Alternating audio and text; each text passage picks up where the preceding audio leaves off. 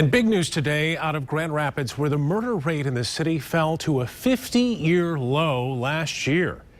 Grand Rapids police released new numbers today showing 6 murders last year. Compare that to 2013, the city saw a single-year drop in murders of nearly 65%. The deadliest year in the city was back in 1993 when 34 people were murdered. Helping us put these numbers into perspective tonight, Lieutenant Pat Merrill joining us in studio. An 18-year veteran of the force. Lieutenant, thanks for coming in. We appreciate it.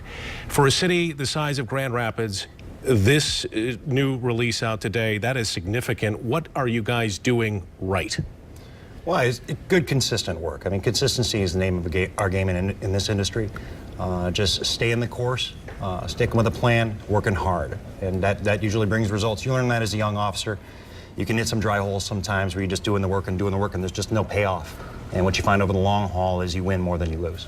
Lieutenant, it can't be ignored that this study was released the day after that the city task force announced some big changes that they'd like to propose for the department, including implementing those body cams. Are you worried at all, and we've heard from, the rank and file and the union, that those reforms might set the department back somehow? No, our industry, one thing we do really well is we take direction really well. Especially the frontline troops, the troops on the ground, the ones taking your calls, answering 911, the ones investigating your cases. These are people that have made a career choice of service. They do what they're directed to do. They take leadership very well. I'm always impressed with what they're able to accomplish, sometimes with very limited resources that we give them. They never fail to surprise and impress me. So they're on board. The relationship with the neighborhoods in the city, how would you grade that right now? Well, I manage investigators, so I manage the investigations unit, and it's always a mixed bag. Overall, I would say very positive, very upbeat.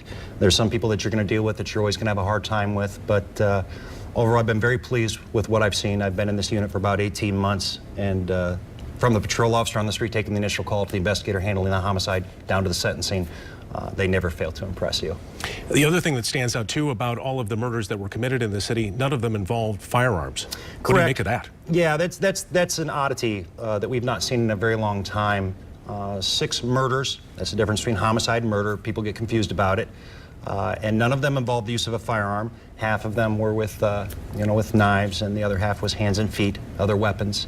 And a third of our suspects in 2014 were females, which is a shockingly high percentage.